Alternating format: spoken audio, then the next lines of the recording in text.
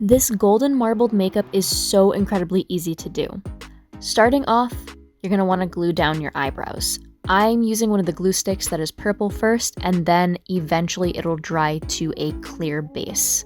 You're going to want to glue down your eyebrows about 3 to 4 times with different layers, and then, of course, powder it over. I'm using a flesh tone, making sure that I'm wiping off any extra bit of powder there, going back in with a white correcting stick because my eyebrows are pretty dark.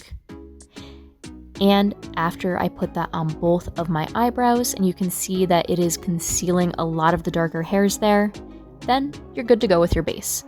I am using a white water activated base for this. I'm using some of the Mayron brand Paradise palette colors. And as I'm putting this in, it's fine, it's getting in my hair, I'll be putting on a wig, it's all good. This layer I'm putting on pretty heavy. I'm using one of these regular brushes here, and it depends on the look that you want for this. You can use a brush, you can use a sponge. Usually I find that for stuff like this, giving it some texture with a brush like this is usually best before you go in with the next layer. So as I'm putting this layer down, and you can see that I'm using both a dabbing along with also a swiping motion, then it dried and I went in with this makeup sponge. This makeup sponge is going to give an even tone, an even texture, and a good surface. Now I'm using this golden eyeshadow pen or pencil, whatever you'd like to call it, and I'm using it over my lips along with also my eyes. It's relatively subtle, but it is shiny and it makes it pop, but it's not too poppy, which I really do like. Then I'm going back in with some golden eyeshadow, and I find that this sticks so incredibly well if you put down some lipstick first, or you put down something that is along the lines of almost like an oil base type of cosmetic onto your lips or the surface you want to put it on. Now, after that layer was down, I went over to my eyes. I put some of the same stuff over my eyelids, which really made everything pop there. And I use it to also contour my cheeks, my temples, and bring out some more of the features of my face. For this look, I was going more with like a golden, almost marble statue type. I thought that taking some of these golden, almost orange tones and adding it in there for the temples and other features just brought everything out and really added to this look. I contoured the nose very lightly, and then I moved over to another brush with some golden cosmetic on it. This is a water activated cosmetic that I'm using, and I find that it blends extremely well with the base that is underneath it. Different areas, depending on how much you put, you can see that I'm putting some more or some less depending on the area. It blends really well, especially if you used a water activated base underneath it. It's easy to stack, easy to blend, and it doesn't look out of place. But what I'm doing is I had a reference up and I was following along the lines of kind of what marble looks like in general. So marble is going to have a lot of veins to it. It's going to have different deposits in it. And I thought that adding some of these golden little cracks into this makeup really brought everything together, made it look like marble, and just honestly tied everything together and made it look so incredibly cool. After that dried, I went in with a very thin brush, and I followed along some of the lines for where I have these initial cracks. Usually with marble or granite, you're going to see different colored veins, and wherever you're going to have some light, you're typically going to have some dark when you're drawing or you have a reference up. Usually doing that is going to really accentuate these lines, pull out a lot more of that color, and make it in general look more natural.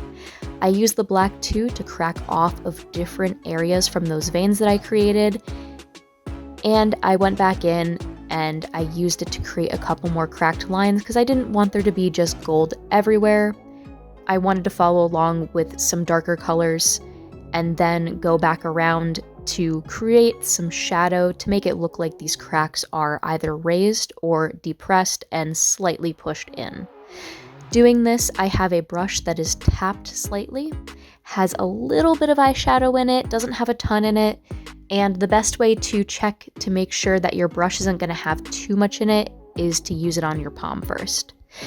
You can see that I chose a general area as to where shadow would be and define the light source. So after adding some of that detail there, It was time to go back in with a lighter color, so I went back to some of the gold pigment that I had and added some light to where some of those darker veins were. I added a couple extra additional little lines too, and connected some of the pre-existing lines that were there, just filling in some of the space to make it look like the veins were a bit more filled with some of that gold there. Then, where that black line is on all of the veins, I found some different areas that I thought would look good with a bit of white. The white, as you can see, really pulls that line forward and makes it look like there's some depth to this makeup. When everything's completed at the end, you'll see how it really pulls out a lot of that detail and makes some of this look pretty three-dimensional. Wherever you're going to have light too, there's always going to be a bit of shadow, there's always going to be some of these lighter lines in general, so having a reference up to kind of see what some of this might look like in statues, marble, whatever the case is, will really help you. Now, after putting down those lines, I decided maybe I'll put a little bit of gold at the edges and very lightly spread it out just to connect everything together. As I added a couple more details, I stepped back for a second, looked at it, and decided that I needed just a bit more of that gold at the edges, so I took some of the water-activated gold, put it around, and then I sprayed it with some of this all-nighter spray to keep everything in place. So say you want to do makeup like this for maybe Halloween, make sure to set it before you go out anywhere, especially if you're using water-activated cosmetics. If you set it, if you powder it, it's gonna stay. Then onto the contacts. These contacts are a mesh type contact. They're very hard to see in bright light with, and I would say visibility in them is down to about 60% or so. So if you're gonna wear contacts like this, definitely keep that in mind. Then I brushed my eyes with some white mascara, put on my wig, which I chose a lighter colored white wig for this, which looked so incredibly cool with all of this. Made sure my hair was nice and tucked in, fixed the wig. Then I added a crown piece that I made with some zip ties that I spray painted with some gold.